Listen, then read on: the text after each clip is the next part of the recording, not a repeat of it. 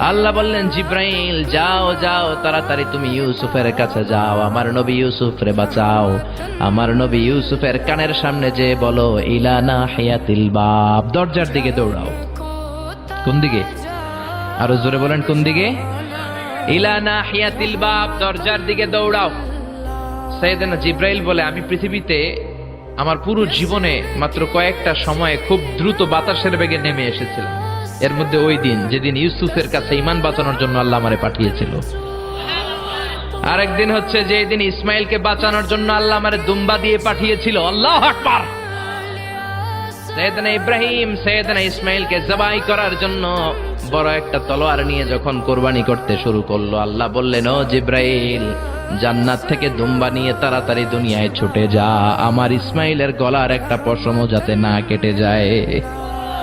সাইয়েদনা জিব্রাইল বাতাসের বেগে আল্লাহু আকবার আল্লাহু আকবার আল্লাহু আকবার বলতে বলতে দুম্বা নিয়ে চলে এসেছিলেন।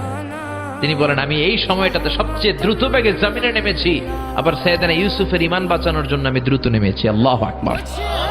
সাইয়েদনা ইউসুফ চোখের পানি ছাড়ে। জিব্রাইল কানের কাছে এসে বলো, ইউসুফ ইলা নাহিয়াতিল বাব, আল্লাহ বলছে দরজার দিকে দৌড়ান। সাইয়েদনা ইউসুফ বলে, জিব্রাইল, দরজার মধ্যে তো বড় বড় তালা লাগানো। জিব্রাইল বলে, ও ইউসুফ, আমি জানি না, আল্লাহ শুধু এই মেসেজটা দিয়েই আমারে পাঠিয়েছে, দরজার দিকে দৌড়াও। সাইয়েদনা ইউসুফ আল্লাহর উপর তাওয়াক্কুল করে দরজার দিকে দৌড়ালেন। জুলাইখা মনে মনে হাসে। জুলাইখা বলে, দরজায় তালা আছে না নাই? আমি ওই তালা খুলে দেওয়ার সাধ্য আমার আল্লাহর আছে না নাই?